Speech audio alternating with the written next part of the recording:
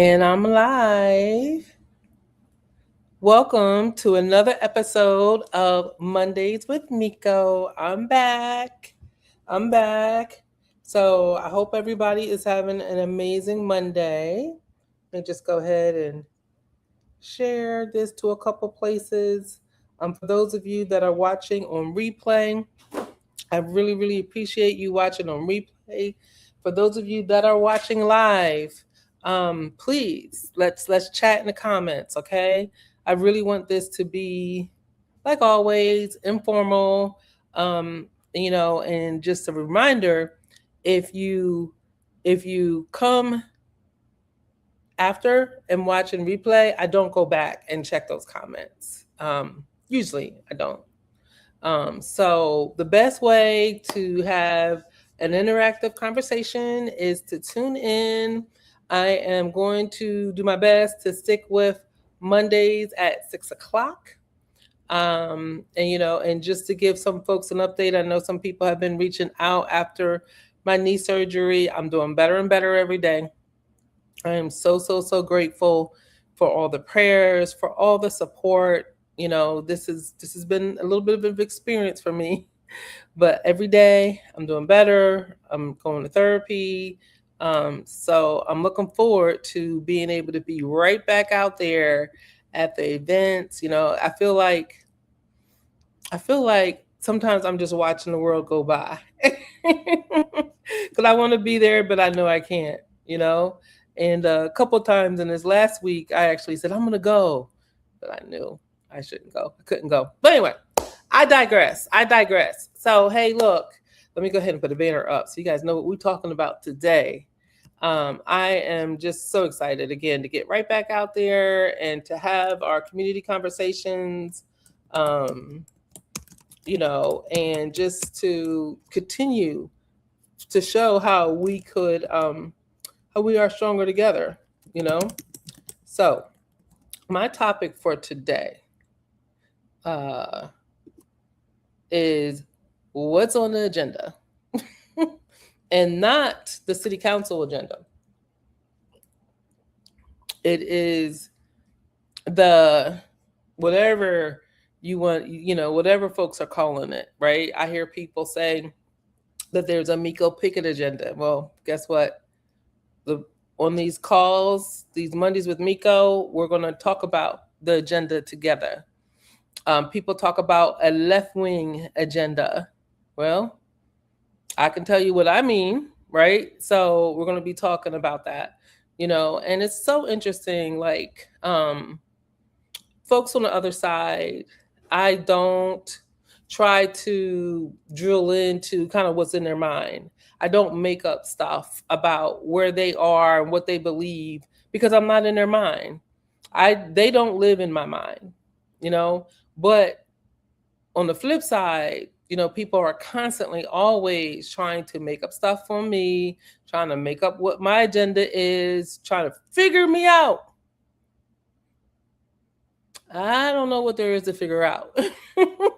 I'm just me. And if we work together, which, Lord, I hope we will, then, it's all about, at the core, I believe that we are stronger together at the end of the day, right? And it's interesting. Hey, how are you, Kelly? And I got to get you on one of my shows coming up, sis. And it's interesting that, I have friends that are Republicans, and we don't disagree on what we want the outcomes to be for citizens of America, citizens of Mullins, citizens of Marion County, citizens of South Carolina. We don't disagree. We want the same positive outcomes for everybody's family. What we disagree on is how we get there. So, and I'm going back into, my New Jersey days, right? And I have one colleague of mine, we should joke all the time after every election, but it was never anything visceral, never everything mean or nasty. But now, and I don't know if it's social media or what, but people are just very hateful. And it doesn't have to be that way. So, with me creating this topic, what's on the agenda, and I'm not going to be able to talk to you about the agenda all today because it's vast. I'm gonna talk about it over the next coming weeks, but it's just going to be facts, right? And if you have a question, ask a question. You can ask a question here on Mondays with Miko, or you can come in when I have my I do town halls bi-monthly. All right. So just the facts. All right. So let's start. Let's just go ahead and start. So I'm going to make this part quick because I want to spend the time on the actual agenda itself. Right. So what's on my agenda? Housing, more quality housing, affordable housing, housing for working families. So there's a difference here, right? So when our children graduate high school, go to college, come back, start their careers, maybe find somebody they fall in love with, want to get married, they need a place to stay. Or single mom, she's working, she needs a place to stay. She's working, she's contributing to the economy. He or she or them or they are contributing to the economy. So why is it that they can't do that here in Mullins? Why is it that they have to go to another city to get housing and contribute to their economies, right? So to me, housing is one of the top on my agenda or our agenda or the agenda that I'm presenting to the community. And one of the things that I learned from going to economic development summits, and I do that, right? So I don't just sit here and make this stuff up. I travel all over the state to figure out who's doing stuff right. What is it that we can graft ourselves into? And one of the main things that they say at economic development summits is rooftops bring retail. We want new businesses. You guys are telling me you want new businesses. You want someplace to shop. You want this and that. Somebody actually put, let's bring an Applebee's to town. We need rooftops. Okay, so rooftops bring retail. Remember that. Jobs and economic development. We're going to talk about that, not today, but in future. This is my sweet spot. We want to bring jobs to Mullins. We've got 3 now abandoned factories. We need to open up those factories, and it needs to be conducive, right? Mullins need to be conducive for those factory owners to want to come here. So how do we do that? We build relationships with businesses and developers. So that's workforce development. That's where, we do things like, and I'm going to say some stuff, and please don't take it to heart, but we got to be real, right? So when I talk about workforce development, what I mean is, yes, we need people to have those soft skills. And, if a employer needs forklift operators, they need to have those skills, or welding, they need to have those skills. But then there's also things like, we need to prepare our workforce. So we need to be having conversations around the dinner table or at the family cookout or at the family reunion about our workers. And say, in South Carolina, cannabis is illegal. So if you smoke cannabis and then you go to a job and get tested, you won't get the job that's going to be paying $20, $25 an hour, right? We want those jobs that are paying $20, $25 an hour. So we have to think about how do we do that? Can we talk to employers and say, hey, look, cannabis is legal in all these other states, right? Can we do 3 months? But at the end of the day, you have to prepare. We got to prepare our citizens for the jobs. And that includes having very difficult conversations. And that is irregardless of where you stand on cannabis, right? But I mean, you could be an alcoholic and they don't test for that. But still, I digress. I'm not gonna go into that conversation. But workforce development is part of jobs and economic development. And when I discuss that, we'll go into it. And I'll talk to you about some of the conversations that I have with people that may come to Mullins, right? About those topics. City beautification, right? Cleaning up our community. I created a plan called Project Phoenix. And over the next few weeks, I'll be sharing with you what Project Phoenix is all about and how that's broken down. That's addressing neglected properties, which is like Terry Davis's bread and butter, helping folks with home repairs. So some of us have lived through multiple storms, and the infrastructure here has caused major damage to our homes. Well, there's programs out there that can help us. Now, we've lost some. I'm going to go back. I'm going to talk about that. So I'm trying not to get into all the details because I want to get to housing today. But, so city beautification is cleaning up the community, Project Phoenix, making Mullins attractive to residents as well as visitors. Then another thing that people ask me, hey, Cynthia had asked me, when I was running is, Mayor, we don't have nothing to do. We have nothing to do. What's the quality of life around here if you have nothing to do? Right? So the prior mayor created Reimagine Mullins. That's for stuff, for things to do. And I'm going to have a whole section that I'm dedicated to that and kind of what's happening and how you can help move some of those things. And then, coming out of the business world, one of the first things that I asked for in becoming mayor is I said, can I get a copy of the strategic plan? Can I get a copy of the 5-year plan, the 10-year plan, the 20-year plan? And there was none. So that's the first thing I did, was to go and create a strategic plan involving the community and the businesses and city council and everybody who wanted to be involved in creating a plan. So again, over these next weeks, we will, after each episode, I'm going to take one topic at a time. So tonight's topic, hello, Diane. Hope you're feeling better, honey. Tonight's topic is housing. And why housing? Housing has been one of my priorities since the very beginning, because rooftops bring retail. Retail brings economic development, right? So you got this whole circular thing of economic development, right? And when I say it's one of the first things that I did, it's one of the first things that I did. I was elected in November of 2024. In December of 2024, I had an experienced builder ready with a plan to present to City Council.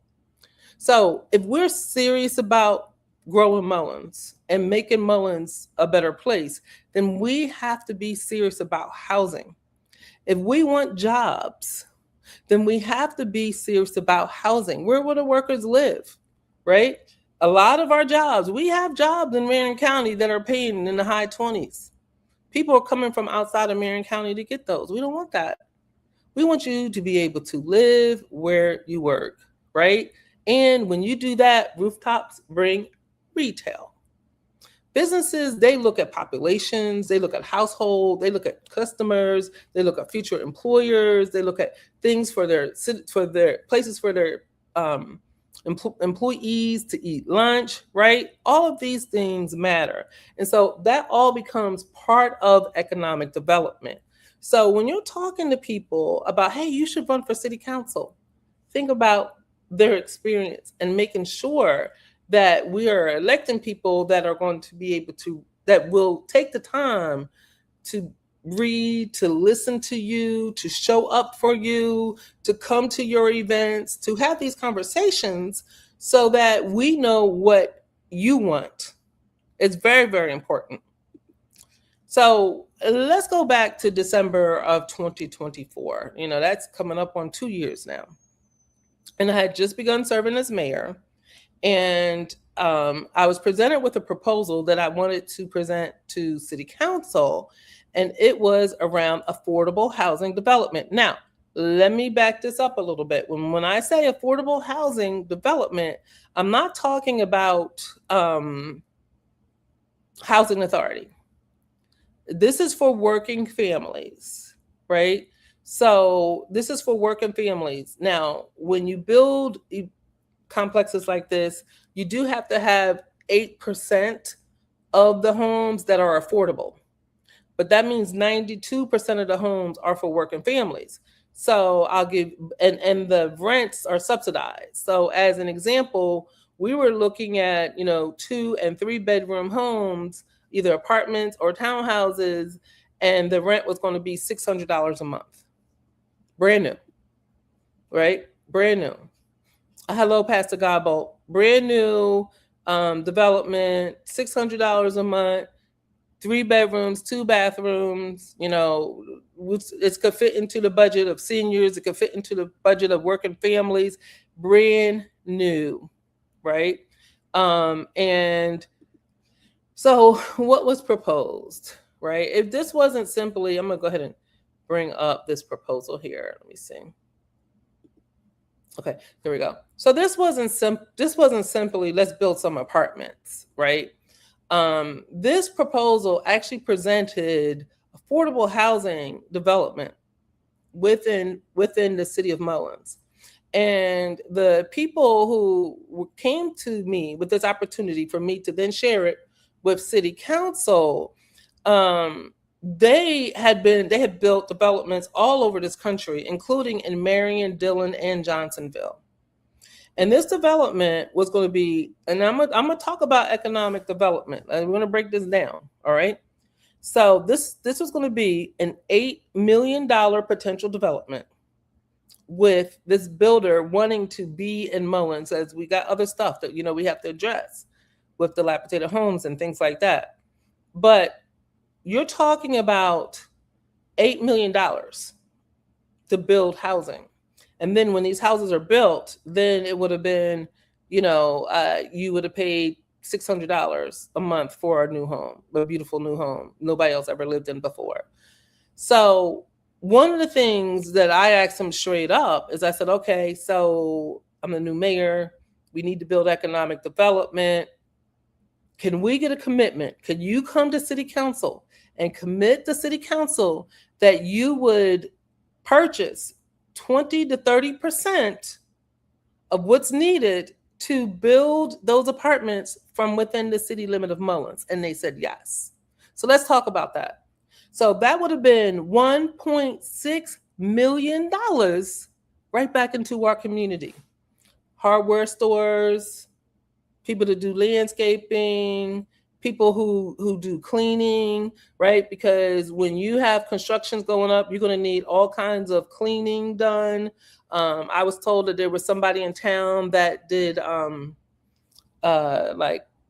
commercial window purchasing. So all of these people, excavators, right? All of these people, and I was going to make sure as mayor that I held this contractor to the line, that they were going to spend 20 to 30% of what was going to take to build these housing with local resources. Lunch, take them out to lunch, whatever you have to do. Go to the barn, right? If you're going to be staging apartments, go to the barn and go to Sculpt and buy stuff from them and stage it, lobby areas, right? So plan is to be very intentional. And whoever you hire, citizens of Mullins, and I'm saying hire, aka elect, make sure that, I think it's important that I want them to be thinking about me first and foremost, right? So anyway, so rooftops bring retail, right? So we would have had 40 to 48 more homes. Then that would have been that times 2.5 people in each home, maybe 3 people. That would be more new people into our city, or people that were just starting their new life in Mullins, but getting not a handout because they're paying rent, but just getting a leg up, right?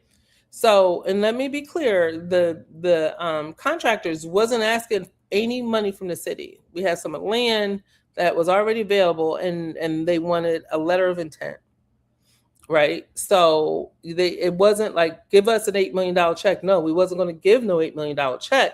What we was going to do is we was going to receive an $8 million facility. $1.6 million of that was going to be spent within the city limit of Mullins. We were going to hold them accountable for that.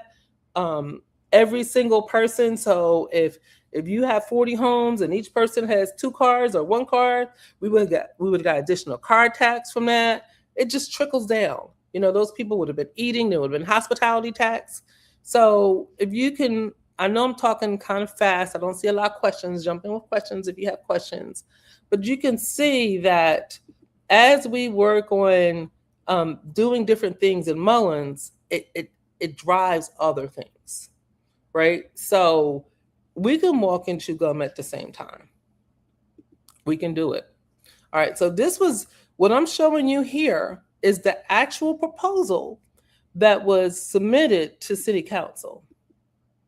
So I'm gonna just go through some things. They talk about, why affordable housing, and they use the term affordable housing, but I don't want anybody to get it confused with low income housing because it's not. It's housing for working families, right? And so, what are the current challenges in housing? Rising property prices, wage cost disparity. I think it's a great way to save money if you didn't have to spend so much on your housing, or if you could have the joy of finally being able to move out of your parents' home because now you can afford it on your own. So this company had lots of experience.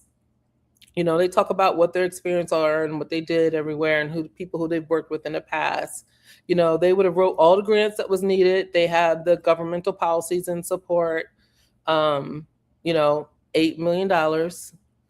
So that's the cost of the development, right? But then all these other things, then this is what we need to be thinking about, right? So when you see us debating a particular topic, a lot of times it's more to it than just what you see on the surface. Okay, so isn't that pretty?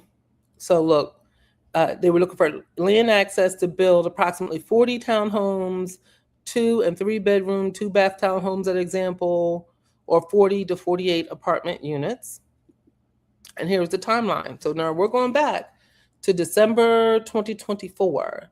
So December 2024 was the meeting that I presented. And then January, there would be a follow-up and a request for the letter of intent. And the letter of intent, again, it would have been no requirements of the city, right? No requirements. It's like, look, we intend to build housing over there and let's talk about it. And then the application deadline was February, right? So what happened? What happened, y'all? Well, your mayor got a lesson in gridlock. That was one of my first lessons. There's been a whole much more since then, but that was one of my first lessons. Wouldn't even bring it to the table. Wouldn't even bring a motion to have the discussion. It was like nothing. I was confused, right? Like, why wouldn't we discuss this in the public town hall? Right. So that's why, I've always asked you, citizens of Mullins, and no matter where you are, you have to go to your city council meetings, right? And it's not like I'm not trying to do that to be mean to anybody, but what we're doing your work. We have 12 meetings on the agenda. We should be doing this in front of you. We should be having these conversations in front of you, right? So here's the thing. I could respect if somebody would have said to me, well, Mayor, I've looked at the proposal and I've asked my questions because we had a discussion. There was no discussion, y'all. I've asked my questions, I've done my research, and I don't believe this is right for Mullins. We have a vote, it didn't pass. I would have been okay with that. That would have been fine, but that is not what happened. We did not have a discussion. No one asked any questions. Because I brought it to the table, it didn't happen. Well, I want you to know that why am I telling you this? Well, I'm telling you this because I want to make sure over the next several weeks, I'm going to be talking about the agenda. So I'm telling you this so you know what's on the agenda. I'm telling you this so that when people say that I have an agenda, you can know what my agenda is. My agenda is the people's agenda. Speak for yourself. I'm speaking for me. Anybody, the same people who have a whole lot to say on social media, they can hop on this call. They can hop on this live. They can come see me at City Hall. They can come to my town hall meetings if they're citizens of Mullins and they have a vested interest in our community. Open door. But they don't. They choose to work in anonymity. Anonymous comments. My comments are not anonymous. And also, housing is still on my agenda. It's not done.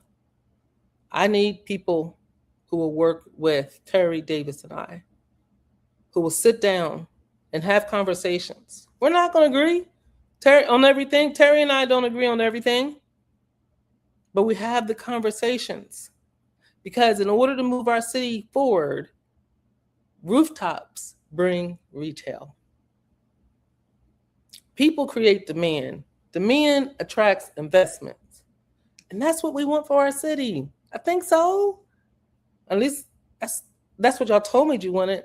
That's why I ran for office. And that's what I've been attempting to do. But elections have consequences, and this is where you come in.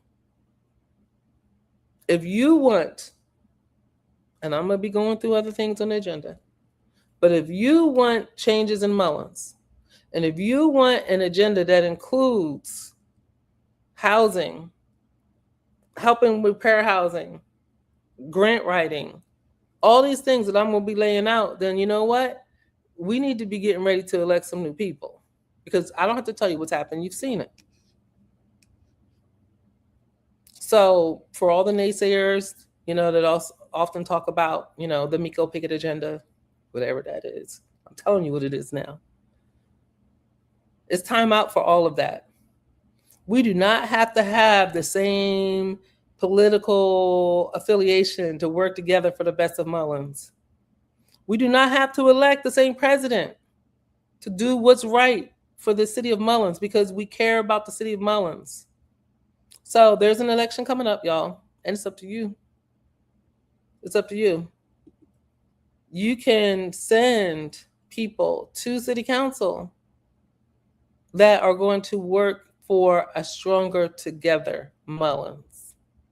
So again, over the next, I'm going to have some more shows, and each show, I'm not going to come back to housing unless you guys have a question.